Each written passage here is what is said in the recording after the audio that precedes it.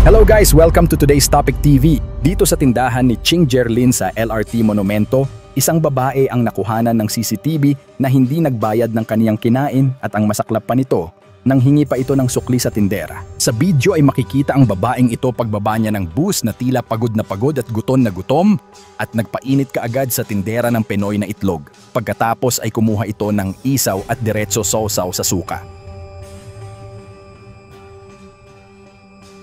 Makikitang gutom na gutom nga ito dahil nagpipigil pa ito ng hininga sa pagnguya ng kinakain niyang isaw. Hindi malaman tuloy ng may-ari ng tindahan kung sabog ba itong si ate o lasing.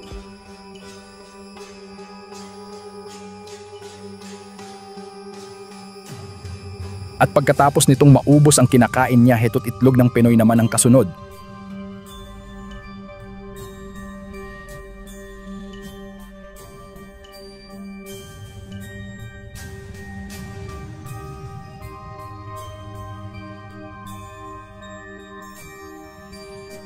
At mukhang malakas nga ang tama ni ate dahil ngumunguso-nguso pa ito bago simulang ngab-ngabin ang itlog.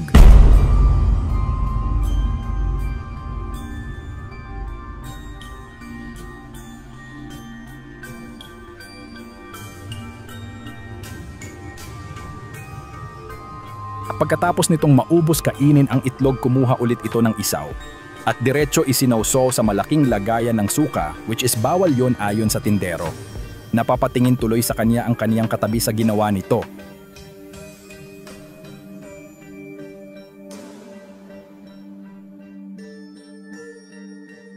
At hindi lang yan, bukod sa itlog at isaw, may palamig ding panulak si ate.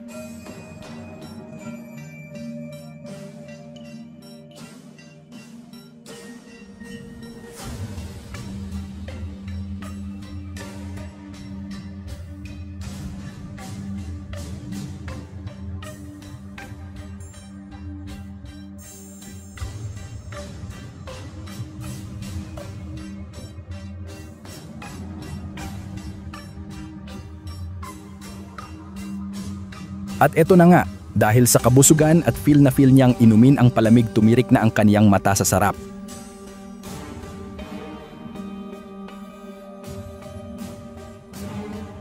Ayos, solve na ang hapunan niya. At dito ay tamang hintay na lang si ate para bumuelo at humingi ng sukli.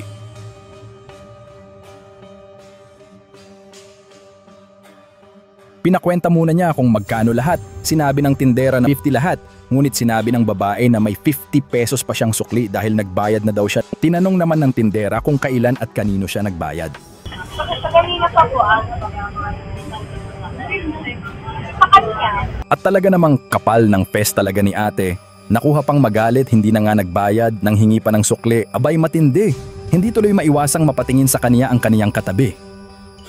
At dahil sa ayaw makipagtalo ng tindera, nagbigay na lang ito ng 50 sa kanya. At dahil sa pagkakamali ng tindera, sinabi na lang niya sa kanyang amo na ikaltas na lang daw sa kaniyang sweldo ang 50 pesos. Which is, hindi naman sinang-ayunan ng kaniyang amo na ikaltas sa sweldo niya. At para makabawi, ang tanging hiling na lang ng may-ari ay i-share ang bidyong ito para makilala at hindi na makapangbiktima pa ang babaeng ito.